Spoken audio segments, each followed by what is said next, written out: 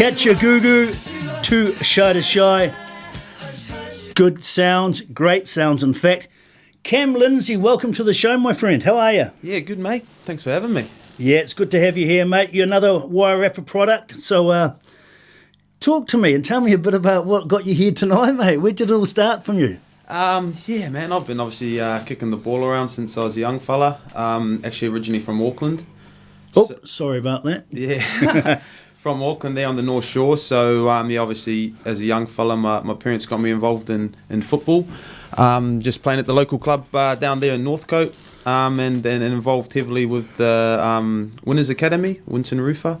Oh, yeah, Winton, good lad, good friend. Yeah, Winton's a good bugger, eh? And obviously quite a big influence on my footballing career. He wasn't a bad player in his day, was he, mate? He was all right, probably one of the better guys we've produced out of New Zealand, for sure. I call them the three big fish, mate, and they're Winton at the top, Ryan Nelson second, and Danny Hay. And I think what we lack in New Zealand is an appreciation of just how good Winton was. And if you look at Ryan Nelson, and we're going to have a chat to him about the Blackburn setup, which I've just found out that you were involved, which is amazing. But Winton was the next step up, mate. If he was Brazilian, he would have played for Brazil. But carry on. Yeah, I think just on that, I think you're right. I think what he achieved in the game is we don't quite appreciate or realise. I guess yeah, maybe just because it was a few years ago. But yeah, what he did was awesome, and kind of put New Zealand on the map, I guess.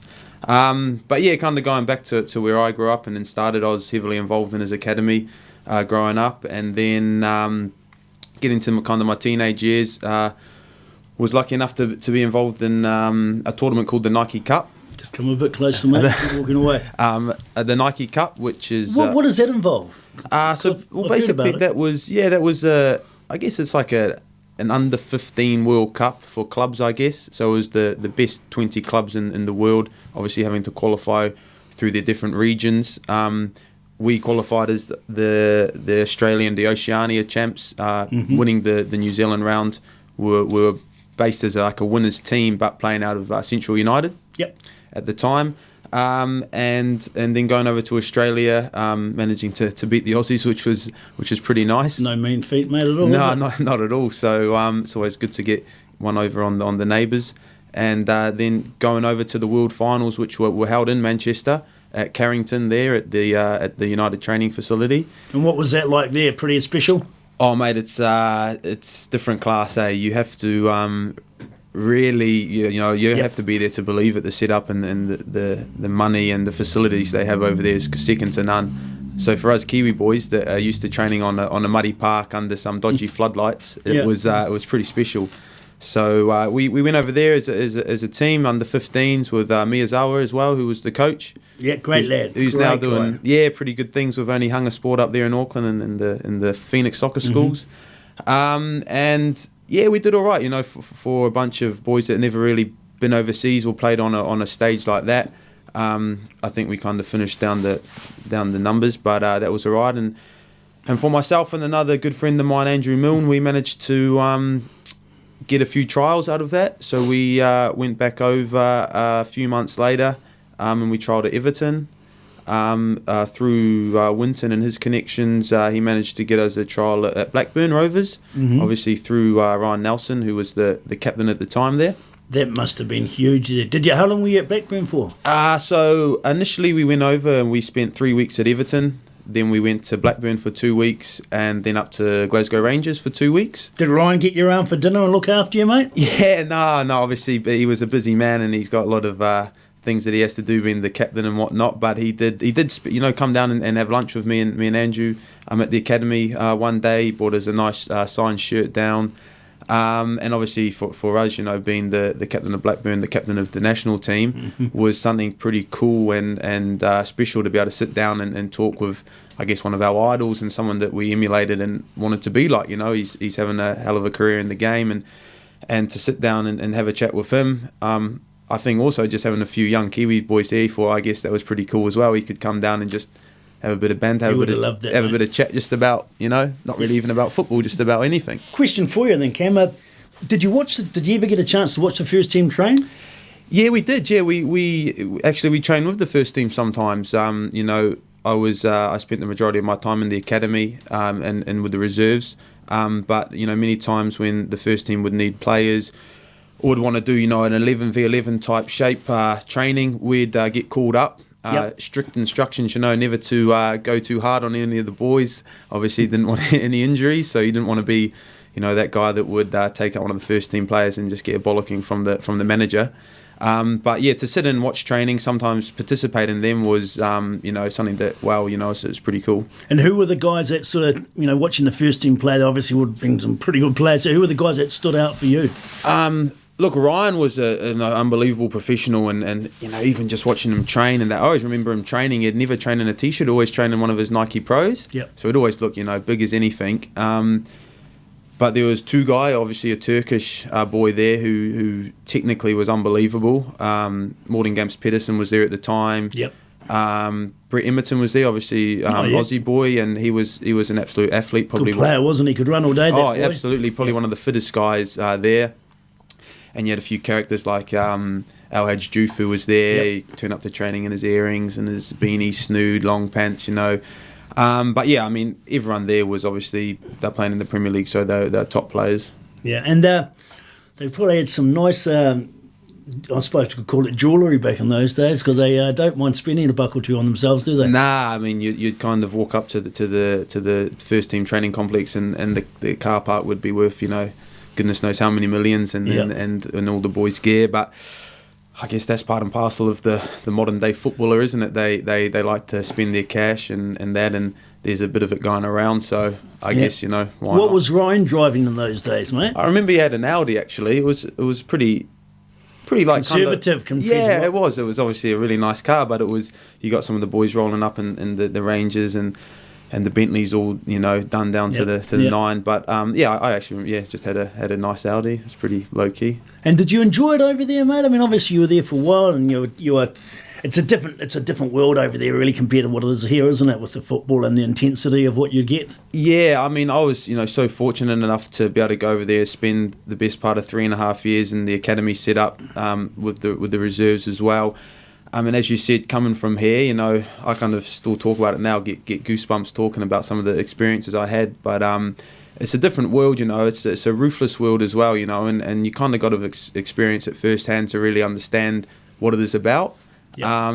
And, I wish, that I could have spent more years over there, but again, that's football, and sometimes, these things happen, contracts come to an end and whatnot, and you got to move on to the next opportunity. But, what I did over there and the people I met and some of the experiences I had were amazing, and some not so amazing experiences, but that's all part and parcel of the game, and as I said, it's a pretty ruthless industry at times. I think now, and I can probably say the same thing and reiterate what you're just saying there is, and I'm sure you'll agree, if it's a bit of if I'd known then what I know now, maybe I would have done some things differently. And, especially I think there's a lot of players over there that probably wouldn't have been as talented as you, but they had to fight so much harder because they were used to that environment, whereas you probably had the ability, and that's why you got the opportunity to go there. But, do you know what I mean? No, exactly. I think the toughness of the game over there is they have a different mentality than us Kiwi boys. We're probably a little bit more relaxed than that, and I kind of compare it to here and the trainings, and even playing footy on the weekend in the Central League. Some of the challenges that go on there, and you see people on the sideline, this and that, mate. In training over there, if you weren't going through your own teammates, the manager would be getting angry at you. Not taking it to that full extent of hurting players or anything, but it's ruthless over there, and I guess you've got to experience it firsthand to really know what it's actually about. Most definitely, it's pretty harsh but fair, isn't it? It's a tough environment. Yeah, exactly, and as you said, there's many players that I played with, now that aren't really playing football or that are playing in the lower leagues. Mm-hmm. That should have made it higher, and there's players that are now playing in the Premier League that you would have thought back then they'll never have a chance, but through opportunity, working hard, they have done, and fair play to them. Well, I've been given big raps on you, mate. Paul thinks you're pretty special. This is Paul Eiffel for our listeners out there, and Alex, the young goalkeeper that I had in here last week in the studio, and he's got a lot of ability, hasn't he, mate? I sort of look at the size of him. He's a bit taller than me, and about 55 kilos lighter than what I am today, but he really seems to have a good attitude, and he's really spoken highly of you, which is nice, because you seem to be getting a really nice sort of a setup here now in the Wairarapa, which is something that I suppose Phil Kinsley and Paul Ife were now involved with that. It's sort of something that sort of it's maturing and becoming bigger and better every year, which is really good to see, isn't it? Yeah, definitely. I think having someone like Paul and the Wairarapa and Masterton is quite unheard of, I guess. To see what he's achieved in the game and done in the game is something that I guess all of us young boys coming through could only really dream of. So for him to come over here, base himself, set up an academy, I think is fantastic. And I've been involved with the academy, not only here in Wairarapa, but down in Nelson as well. And some of the young talent coming through is awesome to see. And the setup that he's got going here and giving back to the local community. Obviously, he spent a number of years down in Wellington with the Phoenix. So, for someone to come over here and set up something like he has is brilliant for the kids, and being involved firsthand in that, and seeing some of the young boys coming through. There's a good bright future for the game here, and hopefully we can send some of those young talent overseas and see where they can go. Yeah, I mean, I love getting along and watching the youngsters play on the weekends and that, and looking at the talent and spotting a bit out there. And I think the emphasis now is on playing a lot more football than when my day was about kick and rush and getting the big tall timber on the end of it. But we really seem to be having much better players coming through now, or technically better players than what we did 20, 30 years ago, don't we? Yeah, I think the game's obviously evolving and changing kind of year by year, and then you've got all these top class managers implementing a style which everyone wants to playing the ball on the floor, playing out from the back, and I think here in New Zealand that we're starting to play a bit of football as well. You see, some of the Central League games, some of the National League. I went down on the weekend and watched the first league of the O-League between Wellington and Auckland, and two teams that want to play a nice brand of football. There's a few different academies around New Zealand now with coaches that have a philosophy that they want to play this nice, attractive football, and I think it's good for the game. I'd hate for it to get fully away from that, bit of rough and toughness in there, but bit of Kiwi, mate. Nothing wrong with exactly. That. But there's definitely some good philosophies around the country which are producing some good young players. Yep, I agree with that 100%, mate. You're actually quite intelligent, mate. Did you go to university as well while you're over in the UK, or have you just been using your lunch breaks from football, learning a bit of education? Yeah, my mates probably wouldn't agree with you there, but but no, obviously over in the UK it was 100% football and nothing much else. So yeah. So what are you doing with yourself now, mate? You're in the Wairarapa. You're working? Well, I'm doing all the coaching. As I said, I'm working with Paul in the academy. Through the trust house, we've got this funding to go into the schools. So there's a community program. So we go on and deliver football in schools, which is pretty much introducing football to the young kids at primary school and at intermediate school. So yeah, pretty much that's my days filled up doing that, and then after school with the academy stuff. At the moment, we've got a holiday program going, which is cool. And see all the youngsters just come out, and as I said, just introducing them to football. And what a great job, mate. I mean, it's we never had this when I was a kid. We had maybe one or two, but to be able to. And don't get me wrong, I think this is an absolutely wonderful opportunity what you have got, because it's not just taking the game to people, but it's encouraging people to get off their butts and get fit, isn't it? And if you're pretty good at football and you can get sign to the Phoenix and maybe get overseas and somewhere else, mum and dad will be pretty happy with that as well. But I mean, it's getting people fit, isn't it? Yeah, I think so. I mean, it's nowadays you've got so many of these kids playing on the Xboxes and the PlayStations and whatnot, and I encourage any kid to go out and do any sport they want to do, if it's rugby, netball, tennis, whatever. But obviously, especially here in Masterton now, they got the facility down at the turf there. They got the academy and with Paul and many other opportunities. So it's about getting them involved, and obviously at a young age, it's about getting out there and having fun. And then obviously if you progress yourself, and if people see that you've got a talent and you can further that, then why not get involved in these academies and see where it can take you, and hopefully maybe go overseas and have a career out of it. And I can't agree with you more, mate. And I know we've only got a couple of minutes left, but I've got to tune you, and I said I would, mate. You're a Hammers supporter, mate. What's going on there?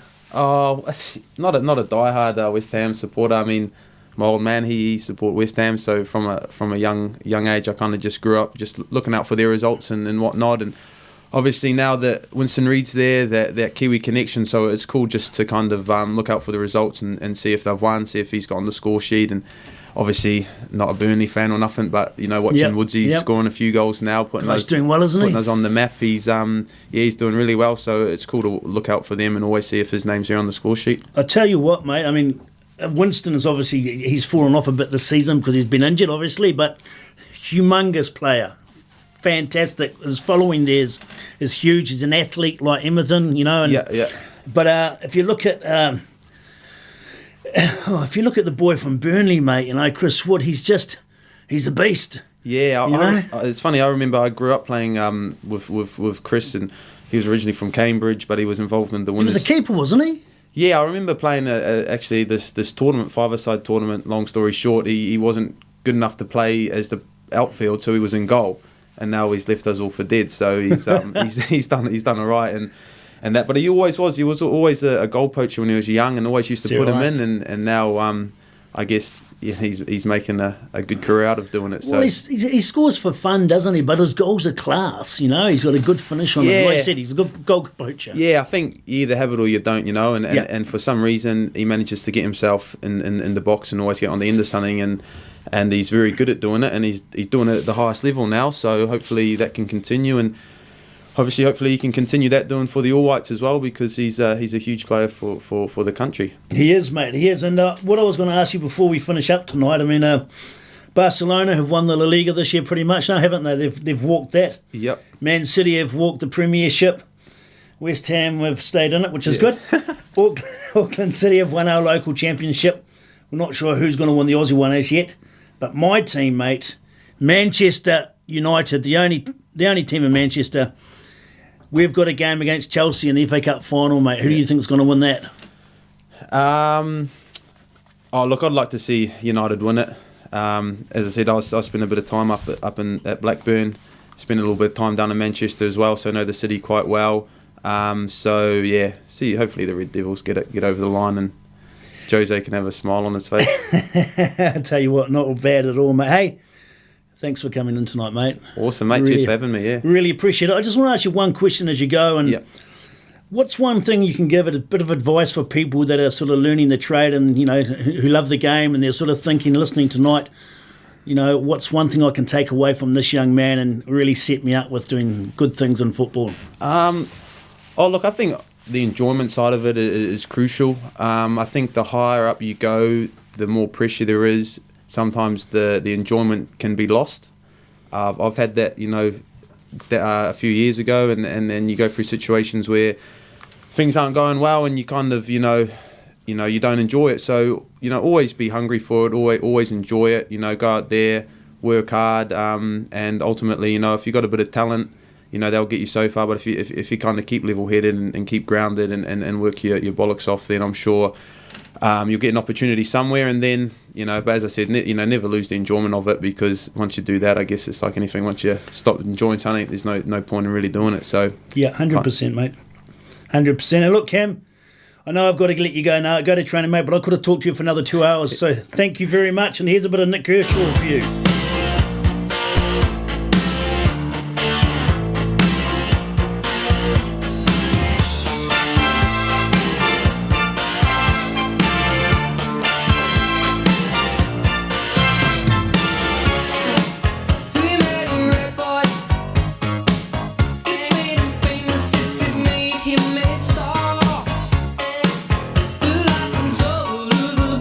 He rocks, he shocks, you never know.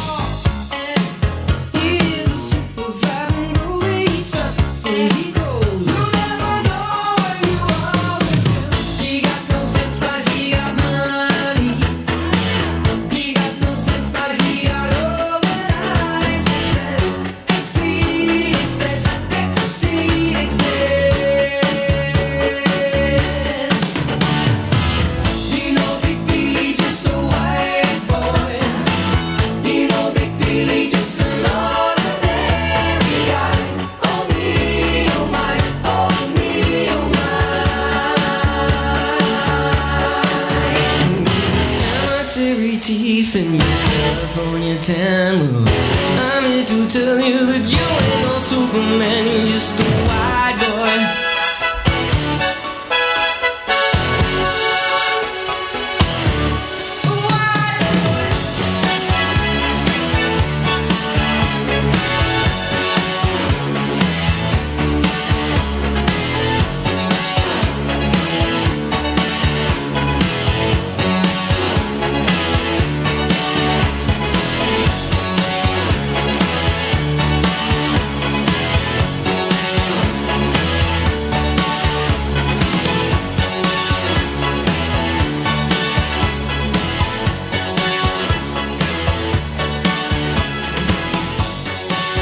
Cam Lindsay, what a lovely, lovely young man.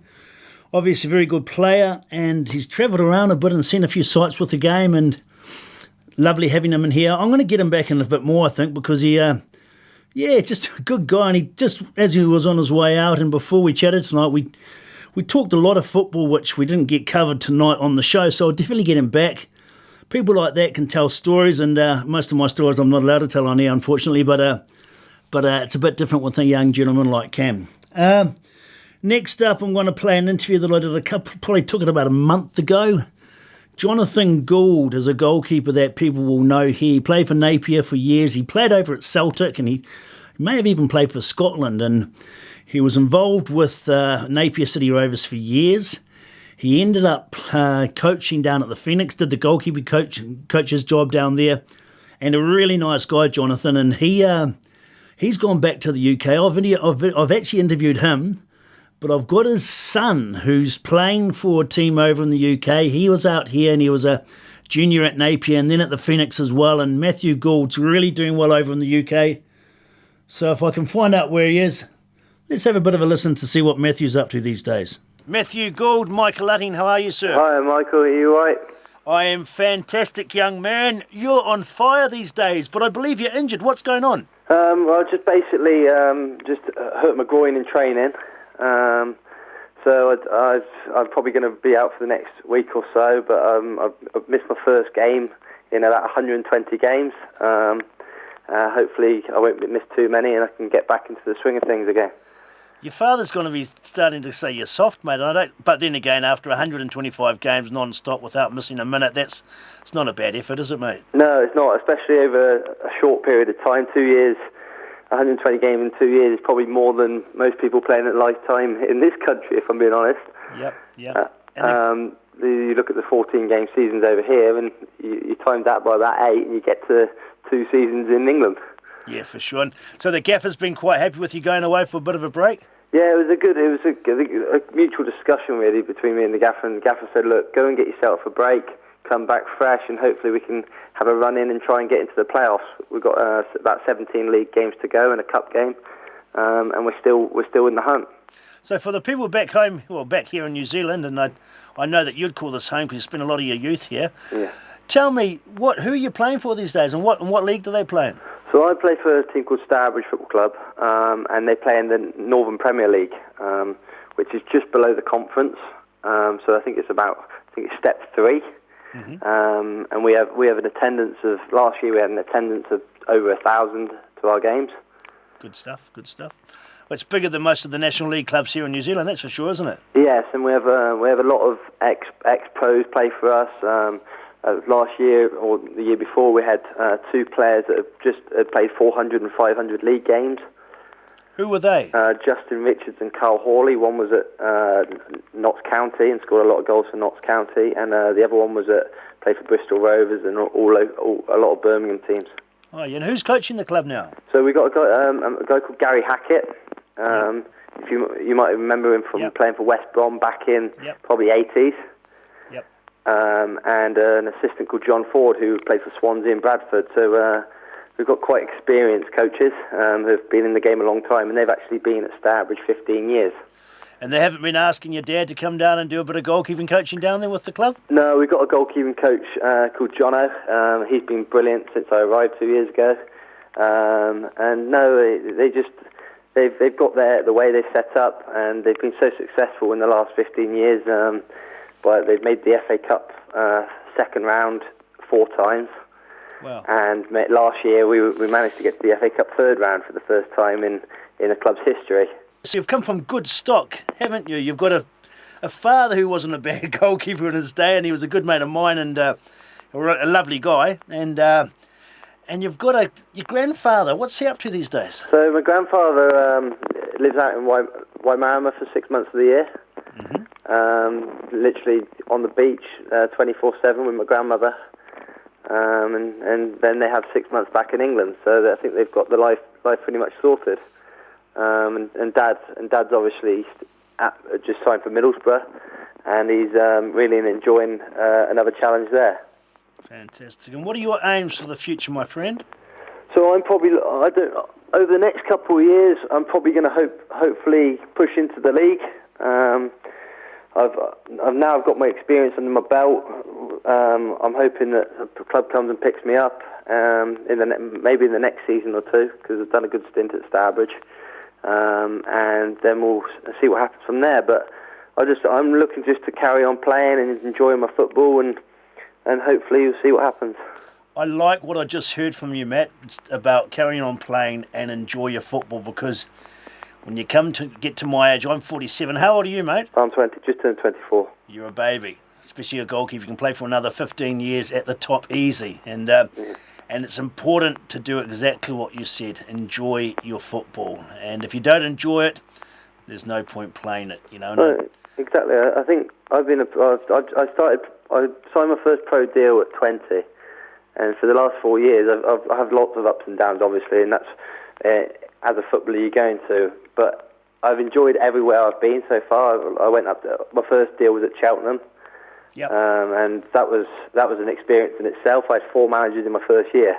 The manager that signed me got sacked after about 2 months. I then had a manager that didn't fancy me, and he then got sacked after about another month. And then I actually moved up to Scotland, and I was living in a caravan for a bit like Zane Sol was. Yeah. I was living in a caravan for 4 months up in Scotland. Nothing wrong with that, mate. But then again, it might be in Scotland. Yeah, and it was bloody cold. Yeah. But no, it's all these different experiences of life, and but all comes down to wanting to play football and playing it to the highest level possible. Good on you, mate. Well, and for the listeners out there tonight, I mean, listening to this young man, and you are a young man in my books, mate, but listening to what you've just said about going up to Scotland and living in a caravan just to be able to play football, when I know for sure that if you needed a bit more, how can I put it, maybe with a grandfather as you do have, and with father as you do have, you probably could have got a bit of an easier ride. But you've toughed it out, and you've really gone through the trenches to make the most and to appreciate what you've been able to do. And it's a wonderful job when it gets to the stage where you're getting some decent money for it, and you're playing good, consistent football. And when you look back at living in the caravan, you think, I tell you what, mate, those were hard days, weren't they? Yeah, exactly. And like I said, the life experiences, and it's toughened me up. Scotland, it wasn't easy to leave Scotland because I just got myself a girlfriend, and one day I was at her house planning a few months ahead, and the next minute I was leaving to go back down to England. Yeah, but don't worry and about then the from girls, there, mate, I think over the last 2 years, if you've watched me from when I started at Stourbridge to the last year, I've been there's a major improvement. And people that have seen me play in the NZSC when I was 19 for Hawke's Bay United against Auckland, they'd have seen a massive improvement from there.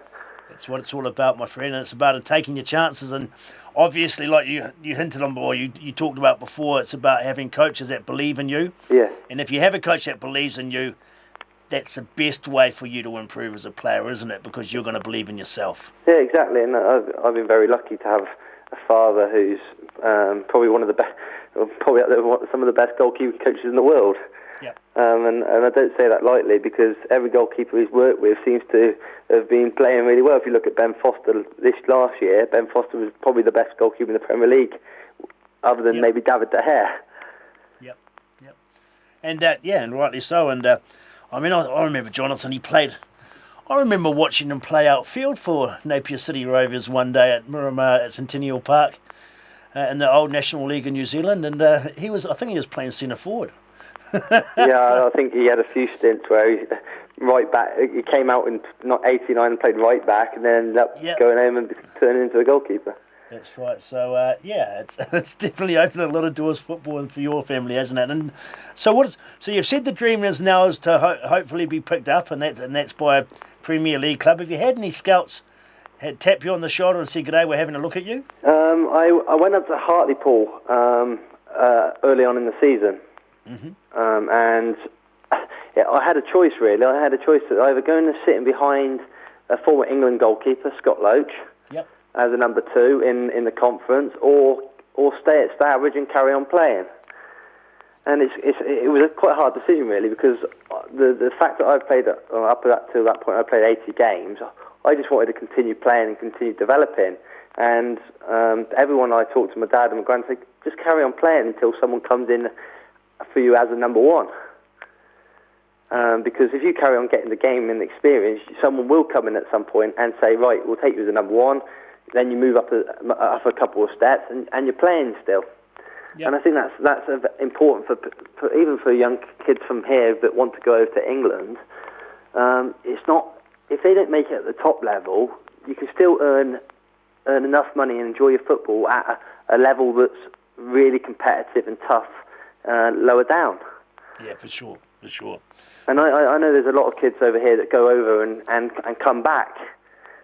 Because they think, right, I haven't made it at the top. I'm just gonna come back and maybe take the easy way out. Where sometimes you have to go over there and dig it out, and then you finally get your move up the levels. Like we had a lad last year who had never played professional football before. Yeah. And because we got to the FA Cup third round and beat Northampton on the way there and ended up playing Wickham, he got a move to Birmingham City out of it. Wow. And now he's funny enough, he's actually playing for Wickham every week in the league on loan at the moment. So he's got his big break, and it literally happened after playing non-league football for 3-4 years. And that's the interesting thing about it, isn't it? It's about your face fitting and your face fitting, and some coaches might like you, some coaches don't like you, But I mean, you've just got to do the best, bide your time, and hopefully something will come along. Yeah, exactly. Tell me, internationally, obviously New Zealand's looking for keepers these days, as we always are. You spent a lot of time in New Zealand. How old were you when you arrived in New Zealand? How old were you when you left? I arrived at 11, and I left at 20. I've got a New Zealand passport. Sign him up, mate. I'm going to get on the chatter to our future All Whites coach and get on the phone to him. And would you play for New Zealand, mate? I would love to. I was lucky enough to go on a under-17s tour. Yep. To Qatar. Unfortunately, under-20s, I was out for a long term, but I think Millie was close to picking me for the under-20s tour anyway, World Cup. But no, I'd absolutely love to play international football, and I actually also, if I'm going to put that out there, if the Phoenix are still looking, I'm available if the Phoenix want me as well. Well, I'll tell you this right now, Matthew. They've just signed a goalkeeper. I was very disillusioned and disappointed that my good friend Glenn Moss was let go last year, and I spoke on this show. I think we're only 6 weeks into the show. Well, we're about 9 weeks into the show now. But I've spoken on 3 or 4 occasions, and I've already interviewed and had Glenn Moss on the show. Yeah. And my biggest disappointment with the Phoenix was letting him go last year, because I still believe he's the best goalkeeper in the league. Yeah. And they let him go, and they honestly have not replaced him. And I've been nearly pulling teeth out watching some of those performances by the keepers, and it's just not good enough. And I reckon for someone like yourself, especially now that you've got that toughness behind you, I think 3 or 4 years ago, I'm sure you would admit yourself, you were young and a bit naive, and you needed that mongrel a bit, And I think playing in the English leagues, especially the lower leagues where you're playing now, I know that's tough, mate, and that will make you and turn you into a man. And if you can't make it, they'll know pretty quickly if you're not up to it. And to have played consistently well for the amount of time you have done, shows me what a wonderful opportunity it would be to get you over here and sign for someone like the Phoenix. And I'm sure there'll be a lot of Phoenix people. I know there's a lot of Phoenix people who'll be listening to this show this evening, and it's also on podcast, so a lot of people listen to it a couple of days later. And I'm just putting it out there as well for you. I'd love to see you in a Phoenix top in the near future. It's been interesting because I've grown up with the Phoenix since my dad was there as a 15-year-old, and I trained. I came through when we got to the playoffs, and when we had 32,000 at Westpac Stadium watching the playoff semis. Yep, I was here. Yeah, you were there, and it was amazing. And it's like I am a Phoenix fan, and I watch the goalkeepers, and to be fair, young Smith, he's got a great future ahead of him. Yep. But again, they threw him in when he probably wasn't ready for it. Yeah. And with Lewis, I've known Lewis a long time, and I think Lewis is a very good goalkeeper. But again, you need to have that support and that trust from the manager, like we said about Starbridge with me, that you're going to have that support to go and chuck Lewis. And with Lewis's confidence, Lewis is a fantastic goalkeeper, like he showed in Australia in the leagues in Australia. Yeah. But it is having that confidence in you to go and play at a level and be supported by your manager. Yeah, I agree. And there's some players that can, and this is why I put it down to maybe what you're doing now with your game. There's players who can go and they can tough it out, and they can play with all the crap, I'll say. It can all be thrown at them, and they stand up and be counted and say, stuff you out, I'll sort this out. And there's other guys who need a pat on the back, and I think Mossy was one of those guys who always needed a bit of a pat on the back, as most Kiwis are. Yeah. Kiwis generally are, and I was the same when I played, but I don't think there'd be too many people giving you a pat on the back over in the English setup, because you're in competition with so many others. And that's it. I think this season especially, there's been discussions on the pitch where, and it can get heated, but that's in the UK. That's so common that there's arguments on the pitch, arguments in the changing room. Yep. I know when I was here at Hawke's Bay, we had two coaches, Bill Robertson and Chrissy Greatholder, who had come from a British football background and then come over here and applied their trade, and we had that. You still had that. I don't know how to say it. It was still that you still used to have heated discussions in the changing room for the better of the team. Yeah, and you leave it in the change room, don't you? You leave it on the field in the change room. It's nothing personal. It's just football. Yeah. And that's the thing. When I played in Africa, and that was we had a lot of English coaches, and we had a gentleman by the name of Terry Payne, who was in the England World Cup squad when they won in 1966, and he played for some years. He was the holder of the most First Division appearances. He was playing for Southampton as a winger for years and years, mate. I don't know whether the old man would know him anyway, but Terry was a manager of mine down there in South Africa when I played, and he was a tough bugger, mate, and he used to scream at the guys, and in Africa that didn't work. Even if he said, "Oh no, it's nothing personal, just leave it on the field," well, they left it and they took it home with them as well, and they didn't like that, and that's not like the English mentality. When I was in England, I was too soft, mate, and that's why I didn't kick on and maybe make a great career for myself. But getting back to you, all I can say is I'd love to have you in a Phoenix shirt. I know you have high aspirations and you achieve these, Matt, I have no doubt, because you come from good stock, and I always believe that Danny Hay told me this once, that an apple doesn't fall far from the tree. No. And you've got a good old man, and your grandfather is a bit of a character, I'd say, as well, and you've got a little injury now, and you're away from football, and you're actually probably doing exactly what you should be doing, mate. And I had a call earlier tonight with a gentleman, and we talked about not resting your body, and it's important to give your body a break. And even when you're young, you probably think you can run through brick walls all day, every day. It's not just your body as well. It's your mind.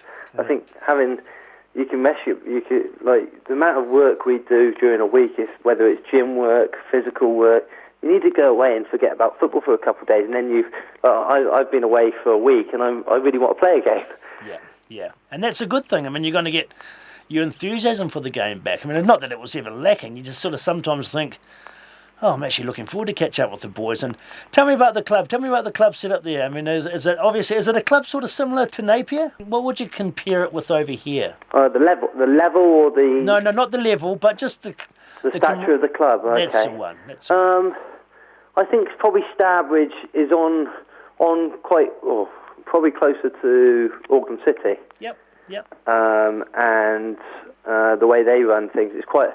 It's really funny. We've got two stands and a small stand behind the goal, but then then we've got a cricket field. Yep. And it's what's it called? Sectioned off by a big fence. But the atmosphere when we've had over the last since I've been there, we've had 6 or 7 sellouts of 2,500. Yep. And it's one of the best atmospheres in the league, and that's why we've always had. Last year we had the best attendance in the league. Fantastic. And as a club, I think I don't know, money wise, they probably pay from some of the higher earners are probably on $600 a week. Wow, that's good money. Everyone's probably on the same money, but there's only a few players that are actually contracted. I'm one of them. All the other players can, if you put 7 days in, they can then go off to another club if they wanted to. Yep. Are you doing anything outside of the football, or is it just football every day? No, it's football every day. I was very fortunate to have been able to train with West Brom first team for the last 2 years. What's that been like? Oh, that was an incredible experience. To be able to train with, for Tony Pulis to allow me to come and train with Ben Foster and Bose Myhill every day, and learn about what they do and learn about how they prepare themselves. It's invaluable experience. Yeah, and what do you think of Ben Foster? Pretty good? Ben Foster is one of the most incredible goalkeepers you'll ever work with. A great man, very, very humble and very, very kind. But as a goalkeeper, it's funny, you'd look at him in training and sometimes he's not technically the best goalkeeper. Mm-hmm. And he drops things in training, you go, how come you are the best goalkeeper in the Premier League, or one of them? But then you go into a game and the way he reads the ball, the way he stands big, just everything about him, he's got this aura about him when he's on the pitch. And that's the sort of thing you want to take away with you and go, right, that's how I'm going to play. Was he at Man United? He was at Man United, wasn't he? Yeah, he actually was a chef until he was 19. Obviously, yeah. Yeah. He was a chef until he was 19, and I think Stoke picked him up originally. Yeah. And then all of a sudden, and he quietly admits that he was a terrible goalkeeper when he was younger at that age. Yeah. He says he was awful, but all of a sudden it just clicked in when he was playing, and he just loves playing. Yeah. And who are the other? Who are the characters that you've met in the game, mate? So I'd say Ben's definitely a character because of the way, and you should see he rides his bike and goes on 80-kilometre bike rides a day before training. I got quite close to Darren Fletcher. Nice lad. And he was very kind to me. Actually, he used to supply me with my boots and my gloves when I needed them. I'm just trying to think of characters in the game that I managed to be able to. We had Saido Berahino at West Brom last year. Yep. And he was a character because I think while he was at West Brom, he got Tottenham wanted to sign him, and he wasn't quite allowed to go to Tottenham at that point. And then it was. And why's that? Everyone in the media decided that they were going to cane him because he wasn't scoring enough goals and cane his personality and stuff like that. But he was actually a nice lad. Yeah. Yeah. And did work really hard, and probably didn't get the credit he deserved for the way he worked. Yeah, the media can be quite scathing at times, can't it? Oh Especially yeah, horrific. Some of the media in England's horrific, but that's part and parcel of the job over there, and that's why these people are on so much money, because of the amount of probably abuse they get as well as praise. Yeah. Now, I haven't asked you, but I want to ask you: have you got a favourite song that people sort of that you sing before games, or people identify with you? Because I've I've asked this. I started asking this a few of my guests, and I'm just putting it out there. And have you got anything like that? And if you have, let me know. Yeah, well, at Wickham last year, I had 2,500 away fans sing Spandau Ballet Gold, because obviously my name's Matthew Gould. They decided to change the gold to Gould, and I was unstoppable and saved the ball all the time. You're joking, mate. That was actually... I bought a Spandau Ballet, what was it called? A record. The first album I ever bought was it Spandau Ballet? Oh, I've forgotten what it was called, but it had gold on it and True, and I think it was Through the Barricades or something like that. Yeah. But here's your song. Enjoy this, Matthew. Thank you for coming home. Sorry that the chairs are all warm. I left them here, I could have sworn. These are my salad days, slowly being eaten away. Just another play for today. Oh, but I'm proud of you, but I'm proud of you. Nothing left to make me feel small. Luck has left me standing so tall.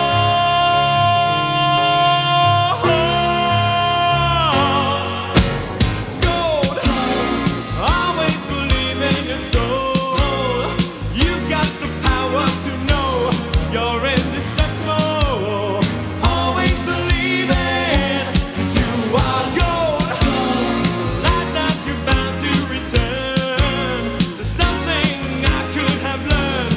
You're indestructible. Always believe in.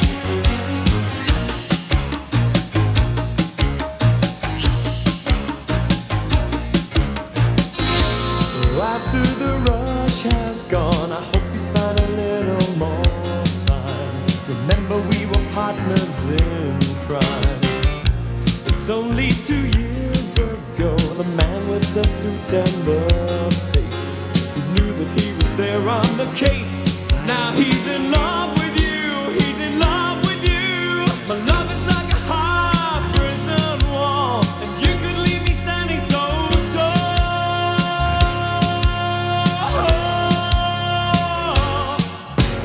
Gold, always believe in your soul. You've got the power to know you're indestructible. Always believe in, 'cause you are gold. I'm glad that you're bound to return. Something I could have learned. You're indestructible. Always believe in.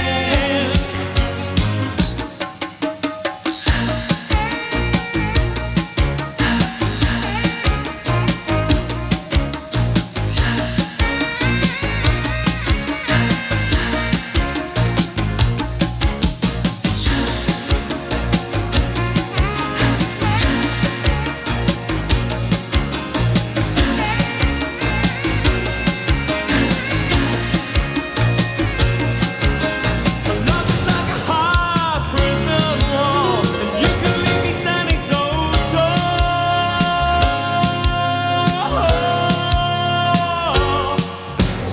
Gold, always believe in your soul. You got the power to know you're indestructible. Always believe in, 'cause you are gold. I'm glad that you're bound to return. Something I could have learned. You're indestructible. Always believe in.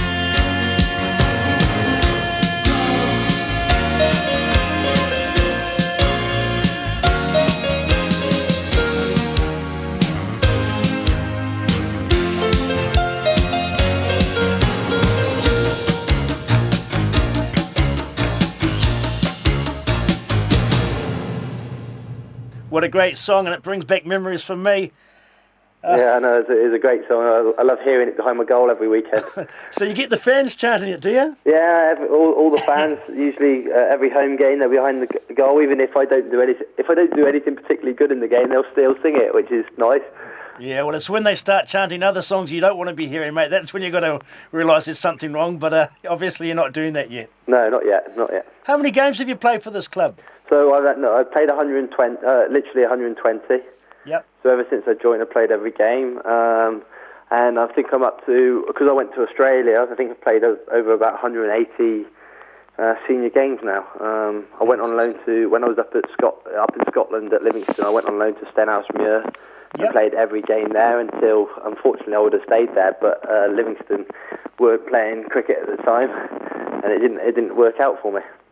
And what do you think of the Scottish football setup these days? I mean, people have told me that it's really lost a lot of drive, and it's not as well. I suppose it comes down to money, doesn't it? And with the English getting so many imports coming in, it's really the football in Scotland has taken a bit of a back seat. Would that be correct or not? No, yeah, you're completely right. I was speaking to, I think during the last month, I've been speaking to a few people up in Scotland, because I believe that Scotland is a good pathway to then push on back up into England.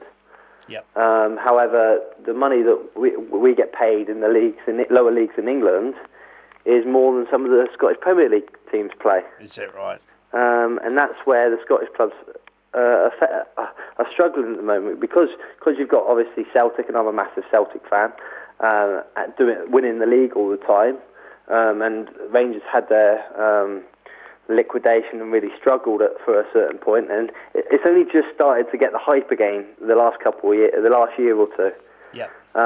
But because Celtic are going to build such an astounding lead and financially be much bigger than every other club, I still think it will struggle over the next 10 years unless Rangers miraculously start winning the league again. Yeah, well, I've heard that, when they went down to Division 3 or something, didn't they, or the 4th tier or something it was, and there were still players under contract getting huge money, and while they were playing in that league, the players they couldn't get rid of, and it was just phenomenal. They had the second highest wage bill in Scotland behind Celtic, but they were playing 3 leagues below them. It was like most Celtic fans and even me jokingly would say we were happy that it happened, but really it was sad because it kind of meant the end of Scottish football for a bit of time. Yeah, it is disappointing. And they lost the atmosphere of how big Celtic and Rangers rivalry was, and everyone in the world knows about the Old Firm derbies and how big it is. Yeah, just like a Napier. No, it's not. Sorry. I was going to say Napier Mason Vale, but I don't think Napier Taradale. Yeah, Park Island, 2:30 Sunday. Get down there. That's the problem. Most of the lads from Taradale used to play for Napier and still go and watch Napier City Rovers play. Exactly. Matthew, look, I could talk to you all day, my friend. You're an absolute gentleman. It's been a wonderful, wonderful half hour with you tonight. I just want to leave with a couple of questions for you. First is, if you could pass on something to the youngsters, because there are a lot of young football enthusiasts, boys and girls, listening tonight, and just thinking they'll be lapping this up. I have no doubt what you're saying, but if you could pass on one piece of advice which you think's really put you in good stead with your career, what would that be?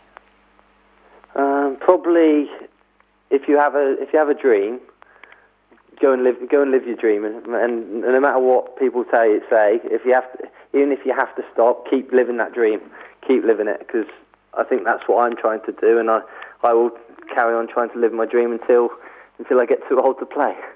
Good on you, mate. Good on you. And one last question. We've talked about the topic of the Phoenix. I'd love to see you playing for the Phoenix. That means I'd come and watch every weekend, which would be brilliant, and I'd like to see you there. Unfortunately, I can't imagine we'd get your old man back there to be coaching the Phoenix after Middlesbrough and West Bromwich Albion, unfortunately, but I can understand why. And maybe Grandad might come down and pop down for a couple of games every now and again when he's in the country. But last but not least, when you come to finish your career, or when you're a bit old and you're not playing for Manchester United anymore, where would you like to see yourself going? Could it be possibly back in New Zealand if that hasn't come before then? I think my pathway would be coming home, doing a bit like my old man did. I love New Zealand.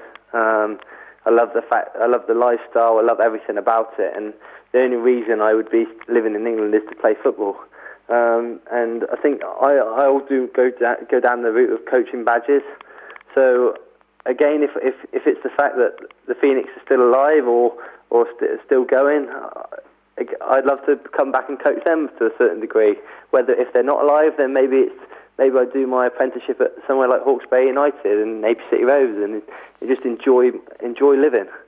Yeah, well, it's a nice place, nice part of the country, that Napier, that's for sure. Yeah. Matthew Gord, I'd like to thank you for your time, my friend. You keep well and get fit, get over this injury, and I'm looking forward to seeing you in the Premier League before too long. Thank you for having me on the show, Up. Thanks, mate. Bye-bye. What a great guy. What a wonderful young lad. And tell you what, I wouldn't have liked to have been living in that caravan up in Scotland of all places. That would have been very, very cold. But obviously, as I said earlier, good stock. He's done well, and he's just passionate about the game.